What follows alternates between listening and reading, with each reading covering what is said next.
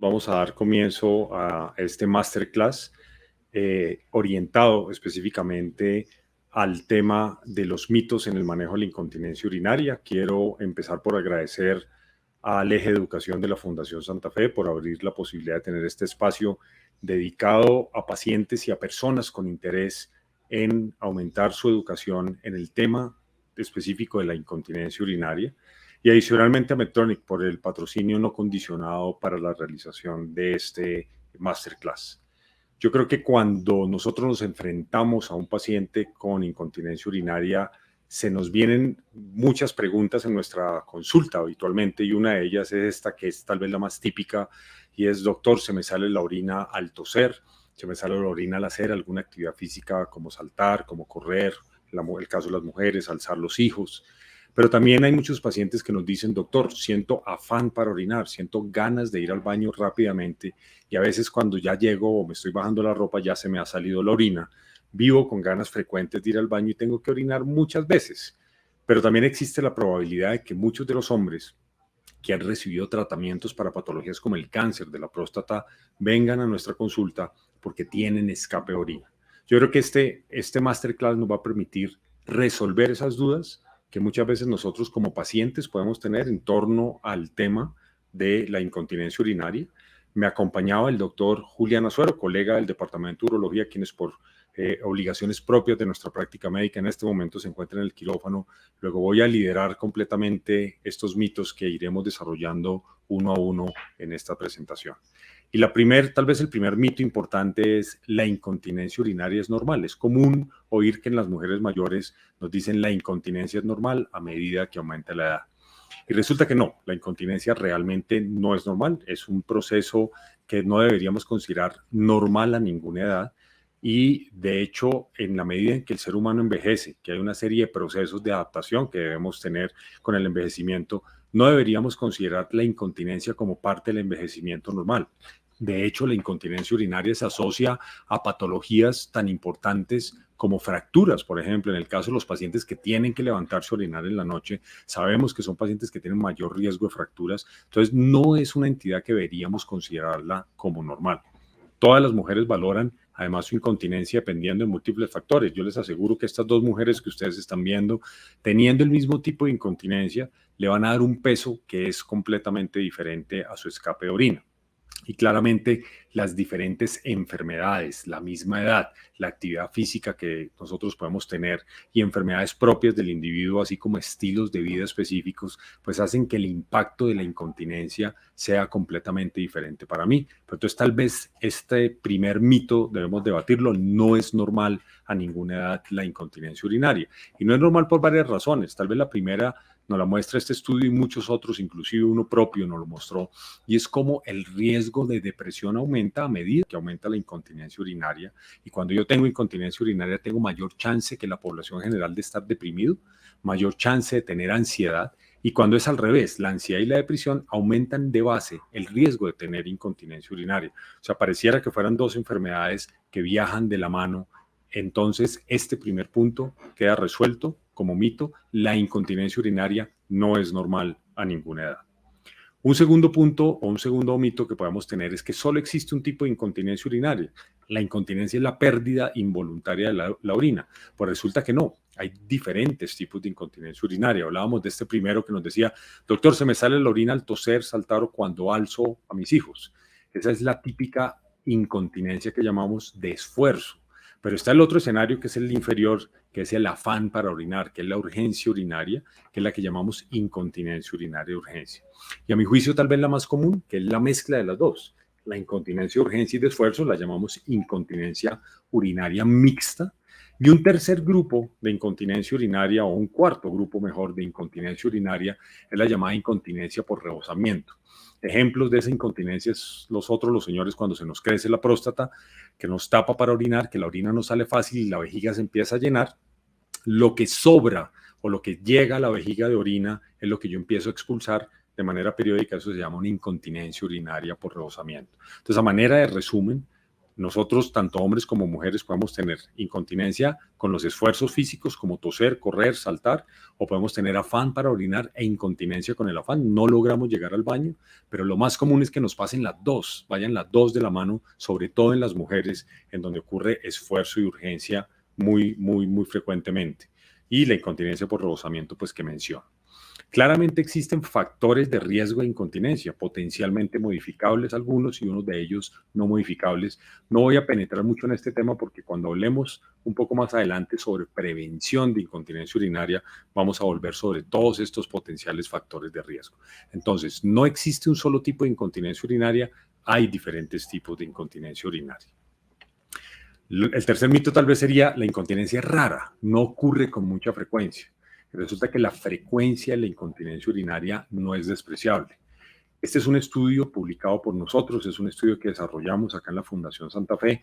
Es el único estudio de prevalencia a nivel Colombia de frecuencia de síntomas urinarios. O sea, no solo evalúa incontinencia urinaria, sino además evalúa síntomas urinarios, evaluamos disfunción sexual, evaluamos la interacción de todos esos síntomas urinarios con otras patologías como problemas de estreñimiento crónico. Pero este estudio nos mostró varias cosas interesantes y quiero mostrarles algo primero en los hombres. Este estudio se centra, esta primera parte, en hombres, por los diferentes rangos de edad que ustedes ven acá, pero si ustedes miran globalmente y en hombres mayores de 65 años, la incontinencia urinaria de urgencia no es despreciable. El 31% de los hombres mayores de 65 años decían, yo puedo llegar a tener algún grado de escape de orina con la urgencia. Y un porcentaje adicional, 8% globalmente calificaban la incontinencia de urgencia como prevalente o frecuente. Miremos incontinencia de esfuerzo en hombres, no es rara, 12%, o sea, por lo menos 1 de cada 10 hombres reporta tener incontinencia urinaria de esfuerzo cuando es mayor de 65 años. Globalmente ese número es de solamente el 3% cuando incluimos todos los hombres, pero cuando miramos esa subpoblación de mayores de 65 años es frecuente. Y cuando miramos incontinencia mixta, los números son del 12% también a los mayores de 65 años y globalmente estamos en el orden del 12.6% más o menos. Miremos cómo este estudio nos mostró el comportamiento en mujeres. Y miren la misma distribución en mujeres de incontinencia urinaria arriba de urgencia, que es cercana al 38% en las mujeres mayores de 65 años. Eso quiere decir que 4 de 10 mujeres pueden llegar a tener incontinencia de urgencia si son mayores de 65 años. Globalmente, 1 de cada 5 lo tiene. Globalmente, una mínimo de cada 10 mujeres va a tener incontinencia urinaria de esfuerzo, o sea, incontinencia asociada a los esfuerzos físicos, pero hasta 1 de cada 4 mayor de 65 años puede llegar a tenerlo. Y los mismos números muy parecidos para la incontinencia urinaria mixta. Entonces, esto lo que nos pone por delante es que esto es una enfermedad frecuente, es una enfermedad prevalente en la población colombiana, es una enfermedad que afecta la calidad de vida, como lo estamos describiendo en esto, y que se asocia a ciertos potenciales factores de riesgo, si yo soy hombre o mujer, que dependen, digamos, de muchos otros factores, pero en donde están la depresión, donde está la ansiedad, donde está la apnea obstructiva de sueño como factores de riesgo, donde está el síndrome de intestino irritable y donde está el prolapso de órganos pélvicos en la mujer como potencial factor de riesgo. Entonces, creo yo que es una enfermedad frecuente. Creemos que es una enfermedad que tiene una alta prevalencia y sobre todo es una enfermedad que altera la calidad de vida de las personas de manera importante y por eso debemos pararle mucha atención y centrar, digamos, nuestro foco de atención en los pacientes cuando tienen esta patología para tratar de resolverla. Miremos el cuarto mito. La incontinencia urinaria la trata un urólogo o un ginecólogo. Es común que muchas mujeres cuando vienen a la consulta urológica digan, yo no sabía si venir acá o venir donde un ginecólogo, y estoy seguro que al ginecólogo también le puede suceder lo mismo. Yo creo que en muchas áreas de la medicina sucede algo similar. La incontinencia urinaria no es tratamiento de un especialista, yo creo que es tratamiento de un especialista con entrenamiento y conocimiento en la patología, donde hay urólogos que lo hacemos, digamos, de manera rutinaria y hay ginecólogos trabajando de manera rutinaria en patologías del piso pélvico, incluyendo la incontinencia urinaria. Entonces, si miramos el espectro de tratamiento, no es solo urológico o ginecológico, sino va mucho más allá. Involucra a enfermería con toda la parte de educación, involucra fisioterapia con toda la parte de rehabilitación, puede llegar a involucrar la neurocirugía funcional cuando hacemos estimulación eléctrica para tratar la incontinencia urinaria, claramente involucra coloproctología porque la incontinencia fecal hace parte de todo ese conglomerado de patologías del piso pélvico o la zona pélvica, entonces va a ser muy importante involucrar al coloproctólogo.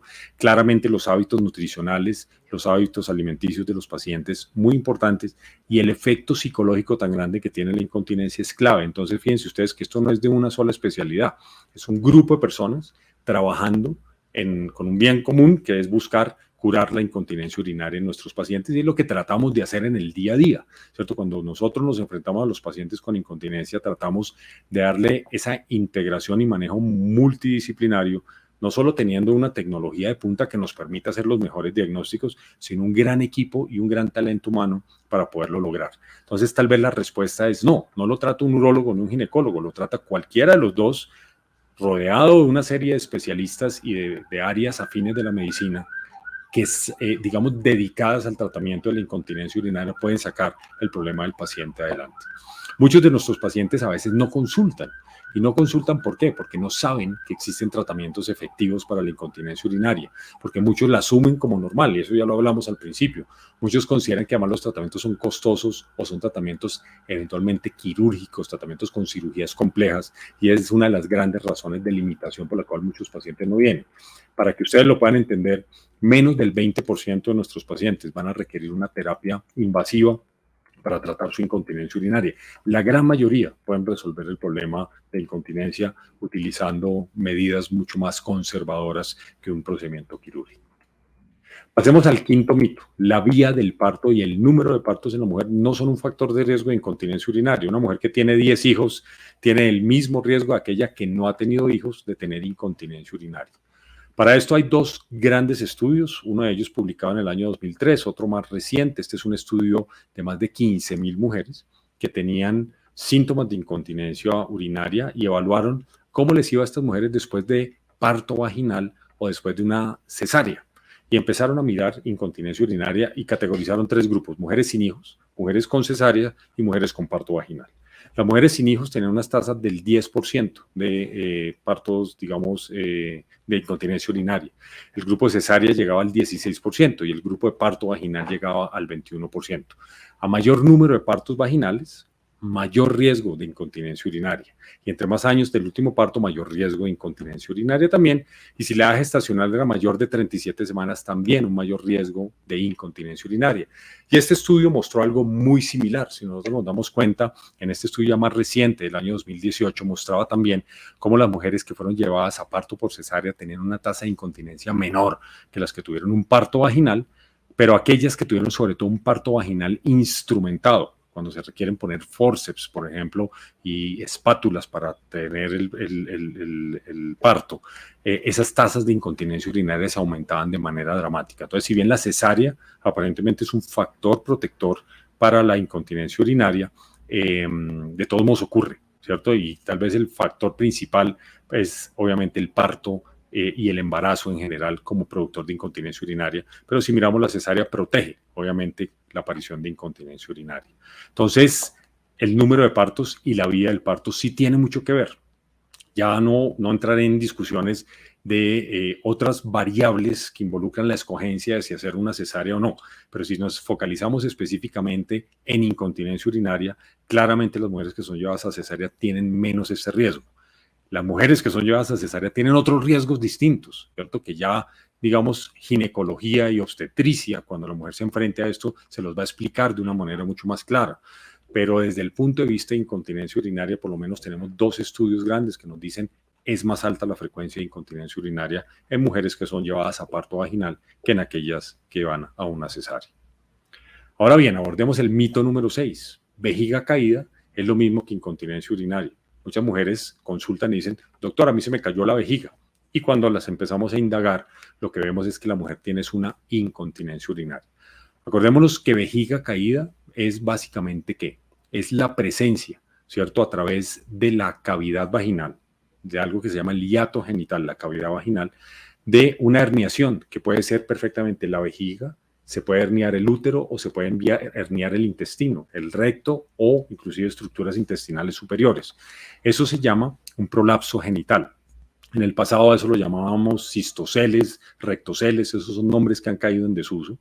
Y ahora hablamos de prolapso de órganos pélvicos.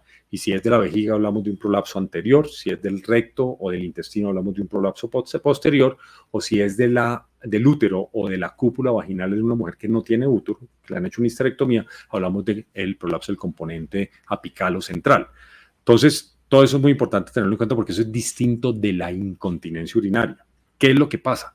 Son dos enfermedades que pueden estar juntas. Entonces, la mujer puede tener prolapso de órganos pélvicos, pero además tener una incontinencia urinaria. Entonces, la respuesta es, son dos enfermedades diferentes, son dos enfermedades distintas. Ahí a la derecha de esta diapositiva ustedes ven un prolapso genital, ven cómo se está prolapsando la vejiga, en este caso, acá se ve claramente, y unos diagramas donde se muestran otros tipos diferentes de prolapso, con los nombres que les cuento que ya en la literatura cada vez abandonamos más y cada vez se utilizan, digamos, menos, como son cistoceles, rectoceles o enteroceles, que no son nombres, digamos, que en este momento en la jerga específica médica, desde el punto de vista de patología del piso pélvico, realmente utilizamos. Entonces, son dos entidades diferentes, son dos cosas que coexisten, ¿cierto? La incontinencia urinaria y el prolapso de órganos pélvicos puede coexistir. Entonces, es algo que es importante, como les menciono, que podamos valorar.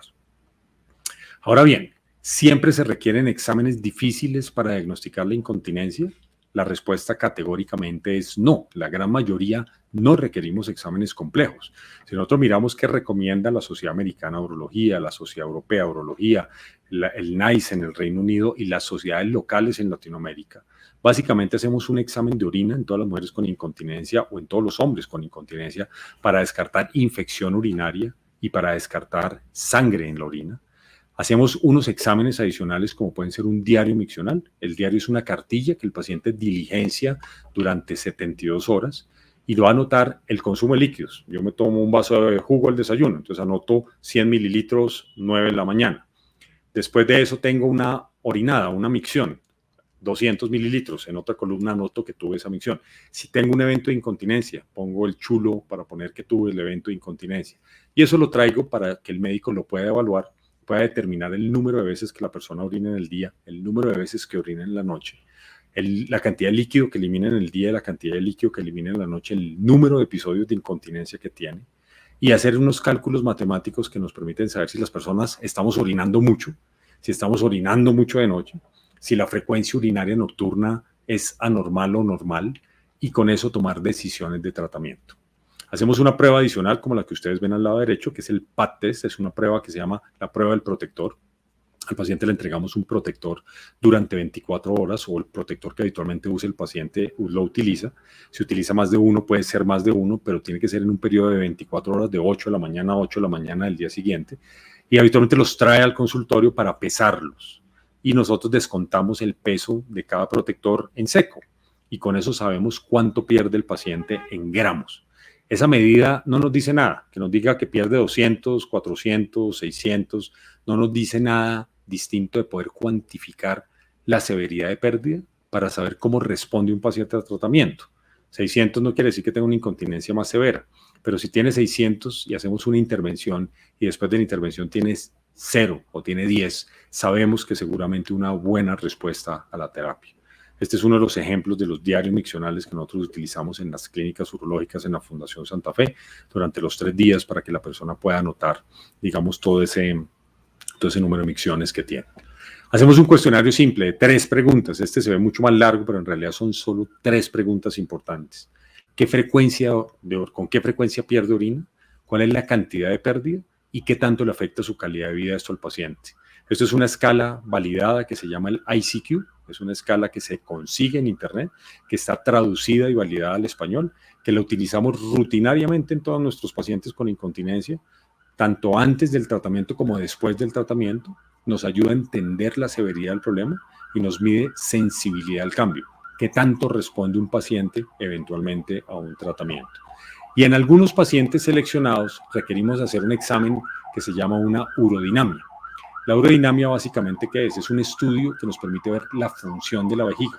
Nosotros vamos a entender cómo se contrae la vejiga, vamos a entender con qué presiones se escapa la orina en los pacientes y eso muchas veces nos ayuda a tomar decisiones de qué tipos de tratamientos debemos hacer. Nos muestra además las características de la vejiga en cuanto a capacidad, en cuanto a sensación, en cuanto a la capacidad de almacenar orina sin que aumente la presión de la vejiga, la función del esfínter urinario. Sabemos muchas variables, muy importantes muchas de ellas, para poder optar por un tratamiento, al punto que muchas de las sociedades internacionales consideran que cuando se ofrece un tratamiento potencialmente irreversible, como es una cirugía, los pacientes deberían tener un estudio de urodinamia.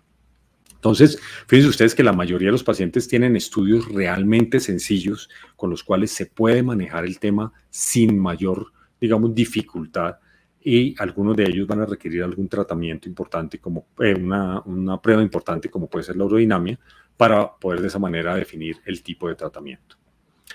Vamos con el mito número 8. La incontinencia solo se cura con tratamientos complejos. La respuesta de entrada es clásicamente no.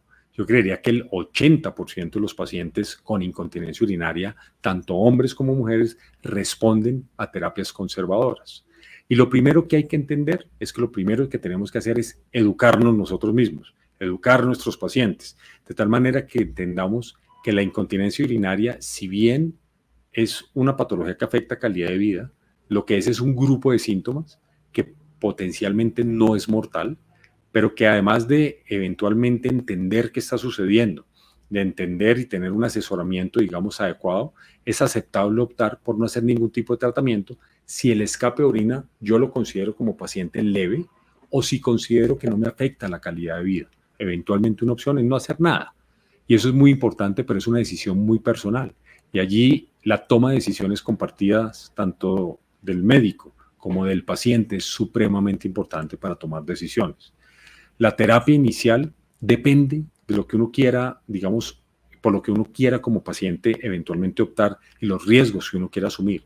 Pero si uno mira los lineamientos de las sociedades internacionales, la gran mayoría recomienda optar por la opción más conservadora posible, como puede ser la rehabilitación del piso pélvico, que no se limita a hacer ejercicios de fisioterapia.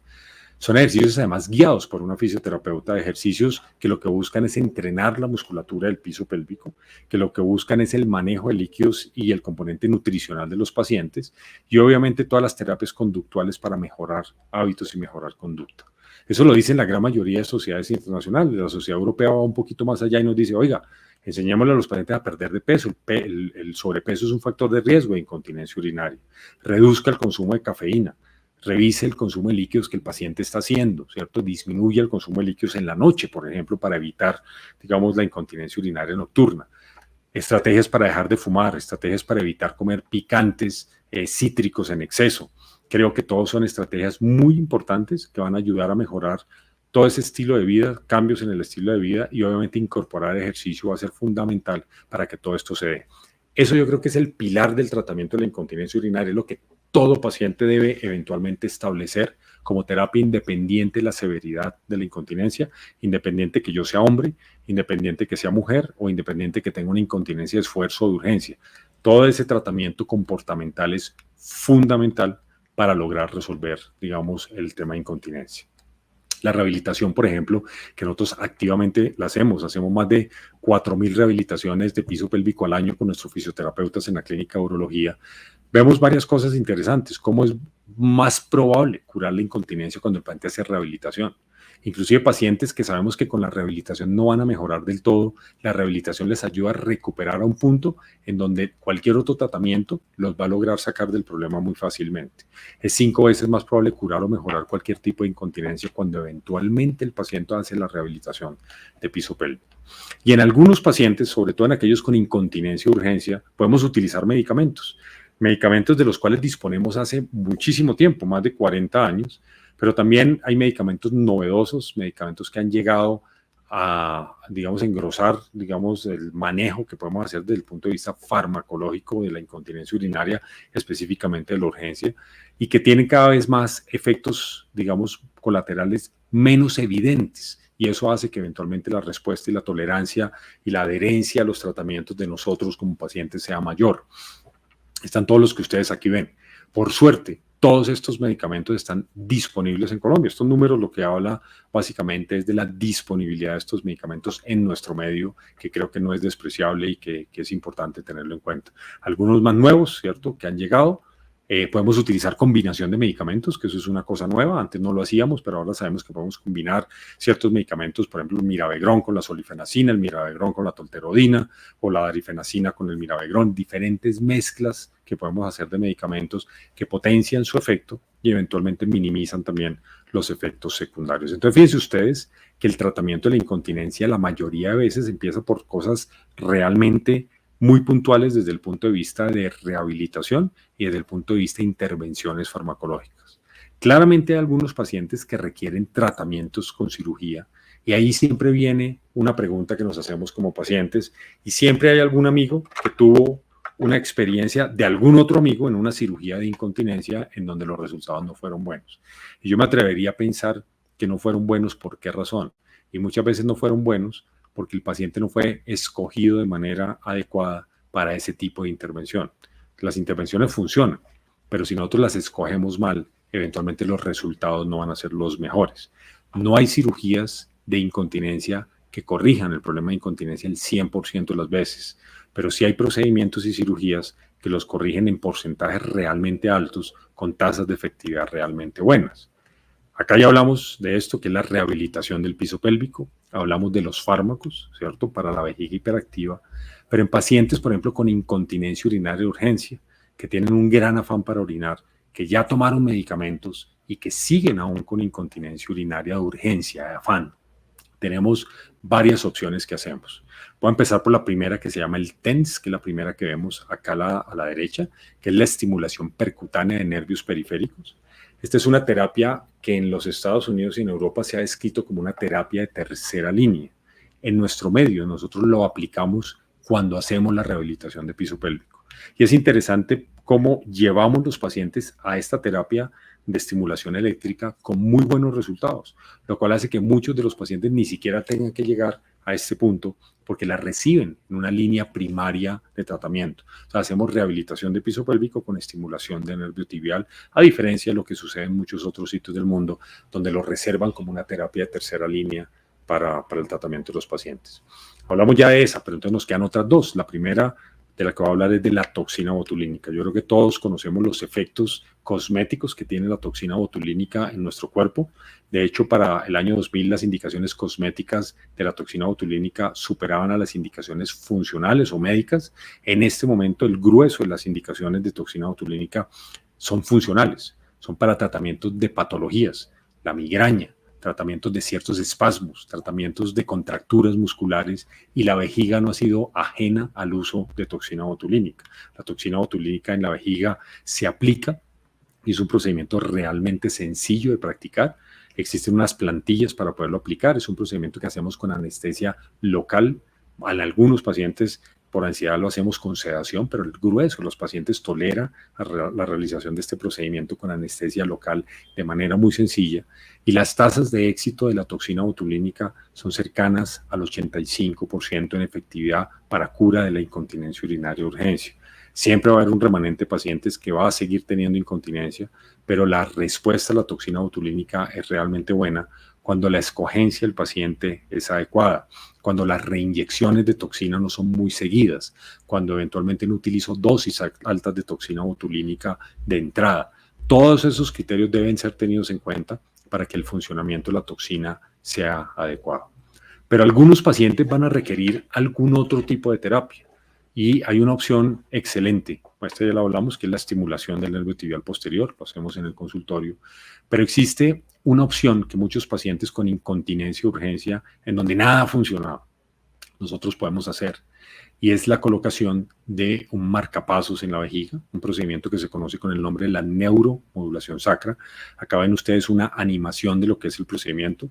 El procedimiento es un procedimiento casi percutáneo en el cual nosotros localizamos uno de los orificios del sacro. El sacro es el hueso que está en la parte más inferior de la columna, en un sitio donde los nervios ya se han liberado, ya han salido, pero sabemos que si nosotros entramos por un foramen específico, ¿cierto?, a nivel del foramen S3 en el sacro, casi cerca del glúteo. Vamos a lograr estimular los nervios del control esfintérico y el control de la orina, y de esa manera vamos a evitar la incontinencia urinaria en muchos de sus pacientes. Esto lo que hace básicamente, ¿qué es? Es generar una corriente, y esa corriente, ¿qué va a hacer? Va a producir como un bloqueo de la transmisión de malas señales hacia la columna, que son las responsables de la incontinencia urinaria de urgencia. Estos marcapasos funcionan para la incontinencia urgencia, funcionan para las personas que tienen urgencia urinaria sin incontinencia urinaria, algo que llamamos como la vejiga hiperactiva. Entonces, primero hacemos un test, que es lo que ustedes están viendo ahí, se llama el test de prueba de neuromodulación, donde hacemos la colocación de una aguja muy pequeña y el paciente sedado. Vamos a ver algunas respuestas cuando hacemos el estímulo eléctrico, como lo que ustedes estaban viendo, y es la contracción del ano y del glúteo en realidad, y después la contracción del dedo pulgar, también lo vamos a ver. Ahí estamos haciendo una dilatación de ese sitio donde pusimos esa aguja. ¿Para qué? Para introducir un electrodo. Es un electrodo que tiene 4 polos, y ese electrodo es el responsable de emitir esa onda a una frecuencia específica, a una amplitud específica, que va a lograr controlar las malas contracciones de la vejiga. Este dispositivo se lo dejamos implantado temporalmente al paciente por espacio de 8 a 15 días, donde vamos a ver cómo es la respuesta del paciente. Después de hacer esta prueba, el paciente viene a nuestra consulta cada 24, 48 horas y miramos cómo va yendo. Voy mejorando, tengo una respuesta adecuada, he tenido una respuesta superior al 50%, y eso hace, si esa respuesta sea, que el paciente sea elegible para el implante definitivo del marcapasos, que se hace en una segunda oportunidad. Este es un dispositivo costoso, pero es un dispositivo que está cubierto por la seguridad social en la mayoría de sitios, y que creo que es una excelente alternativa en personas con incontinencia urinaria de urgencia, hombres y mujeres, en personas con aumento importante en la frecuencia urinaria, y sobre todo es un procedimiento mucho más definitivo, porque si miramos la toxina botulínica, la toxina es una muy buena opción, pero hay que reinyectar el paciente por lo menos cada 9 a 12 meses, ¿cierto? Es lo que habitualmente vemos en nuestra práctica. Este es un dispositivo que esa pila del marcapasos puede llegar a tener una vida útil de 7, 8 años en el paciente, dependiendo del voltaje que se utilice, pero creo que puede ser una muy buena opción a largo plazo. Y ya salieron los dispositivos recargables, de tal manera que cuando se hace el implante, yo recargue el dispositivo con un dispositivo externo como si fuera la pila de un celular, y pueda eventualmente recargarlo y de esta manera ofrecer el dispositivo.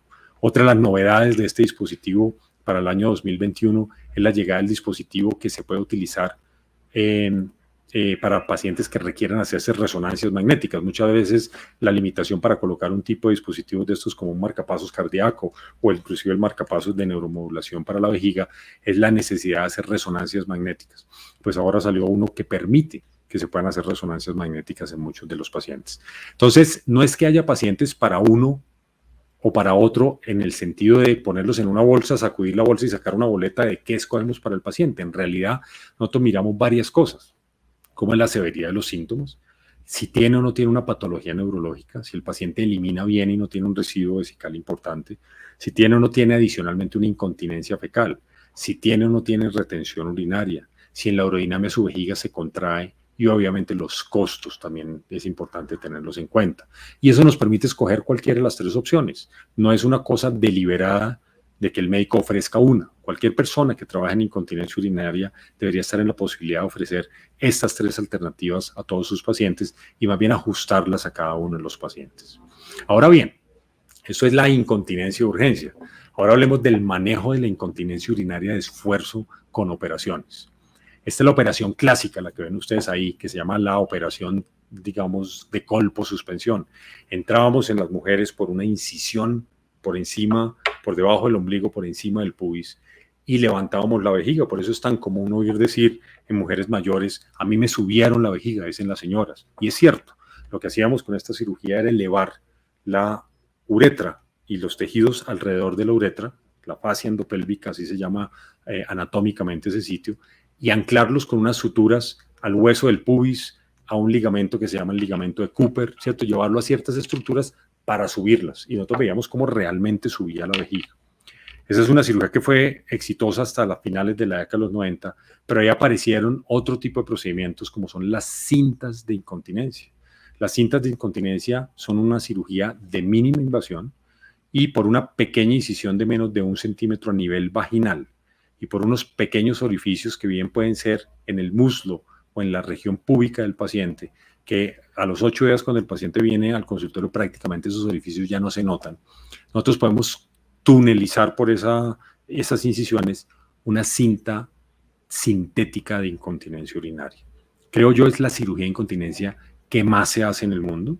Es una cirugía de incontinencia que requiere una destreza médica y desde el punto de vista quirúrgico realmente marginal, y es la razón por la cual mucha gente la ha adoptado y la ha adoptado y ha generado mucho ruido en muchos pacientes porque hay muchas personas que la han adoptado no lo saben hacer bien y al no saberlo hacer bien los resultados se ven comprometidos y eso es lo que hace que en muchos sitios del mundo haya inclusive en este momento precaución de utilizar este tipo de dispositivos por el mal uso y la mala aplicación que los médicos hicimos de él.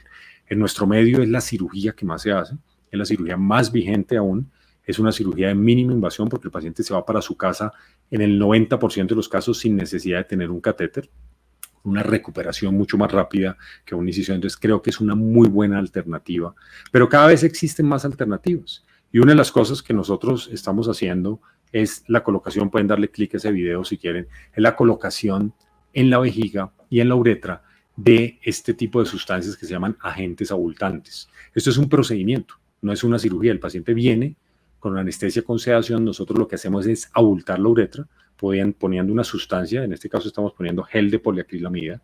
Ese gel genera ese abombamiento de la uretra, como ustedes lo están viendo ahí.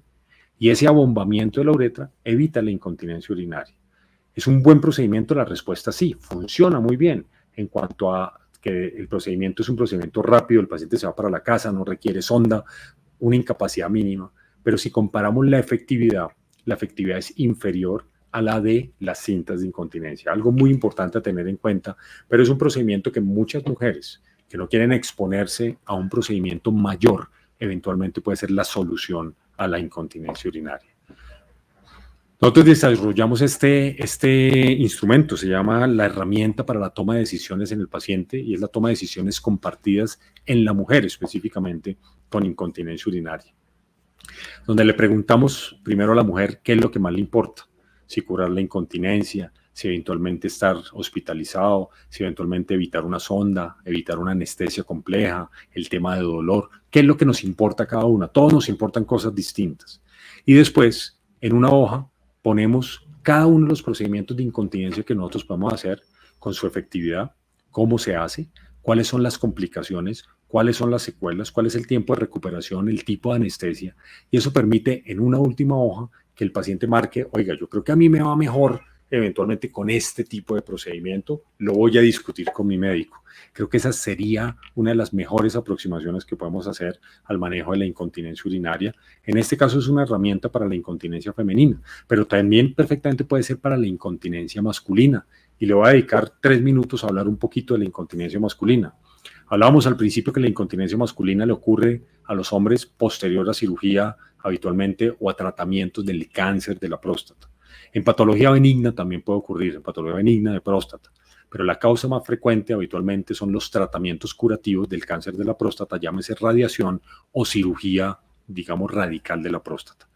¿Lo consideramos el precio que hay que pagar por curarse de un cáncer? Sí, pero es devastador para nosotros como paciente cuando ocurre.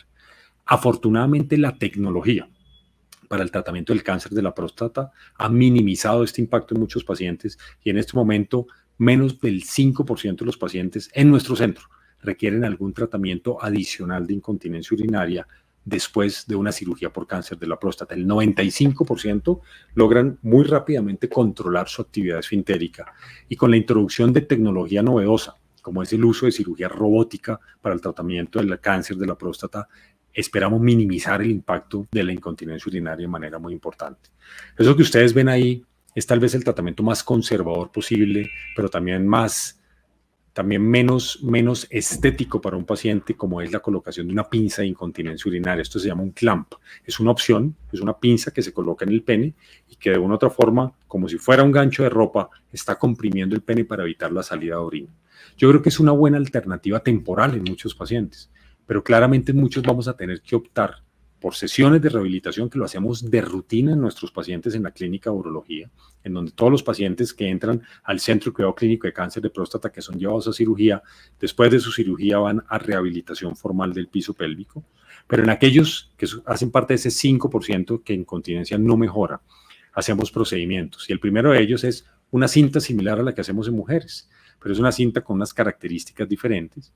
Y este sling, en una cirugía de mínima invasión también, casi ambulatoria, con mínimo tiempo de estancia, cuando el paciente tiene que quedarse en la clínica, está horas en la clínica básicamente, resuelve la incontinencia urinaria en muchos pacientes cuando esa incontinencia es una incontinencia leve a moderada. Pero en muchos pacientes esa incontinencia no es leve a moderada, es una incontinencia severa y en esos casos tenemos que utilizar este dispositivo que se llama el esfínter urinario artificial. Ese es un dispositivo que ustedes ahí lo ven y dirán, eso está por fuera del cuerpo. No, todo eso va por dentro del cuerpo. El paciente no va a tener ningún aparato para manipular externamente. ¿De qué consta ese dispositivo? Consta de un mango que está abrazando la uretra y este es el responsable, este de acá, de llenarse con el líquido que está en este reservorio que el paciente logra activar por esta bomba que se encuentra en el escroto y va a permitir que al presionar esa bombita se desocupe ese dispositivo y ese dispositivo al desocuparse permita la salida de orina. El aparato autónomamente va a lograr volverse a activar para evitar el escape de orina y es un procedimiento tal vez en mis manos o en las manos de cualquier cirujano tal vez considerado el más efectivo para curar cualquier tipo de incontinencia urinaria. Es una muy buena alternativa, pero es una alternativa invasiva, pero en muchos pacientes es claro que hay que optar por esta opción de manejo. Y pasemos ahora sí en este último mito que estuvo largo, que era el mito donde hablamos de las cirugías y la efectividad de la cirugía. Pasemos al último y es, no existe cómo prevenir la incontinencia urinaria. Y yo creo que sí existe cómo prevenirla. Y en muchos países hacen esfuerzos grandes por prevenirla, esfuerzos grandes por hacer rehabilitación de piso pélvico, por ejemplo, en el embarazo y en el posparto inmediato en muchos pacientes, en mejorar ciertos factores de riesgo. Hay algunos de ellos que son inmodificables, la edad. A medida que envejecemos tenemos más incontinencia, pero si llegamos a la vejez desde un punto de vista diferente en cuanto a, digamos, calidad física, seguramente no vamos a tener escapes de orina tan frecuentemente. Ciertas enfermedades, ciertos trastornos genéticos, el embarazo y el número de partos, ya lo vimos, factores como la menopausia son inmodificables, antecedentes de cirugías previas o cirugía de prolapso de órganos pélvicos, patologías neurológicas, pero existen múltiples factores potencialmente modificables, ¿cierto? Que van eventualmente a mejorar esta condición y esos son básicamente la obesidad, el tabaquismo, el estreñimiento, la ingesta abundante de líquidos, los esfuerzos físicos y el aguantar la micción. Fíjense ustedes que muchos de ellos son potencialmente modificables y son factores de riesgo que podríamos eventualmente nosotros solucionar en muchos de nuestros pacientes. Creo que con esto hemos hecho un recorrido de tal vez los mitos en la incontinencia urinaria más frecuentes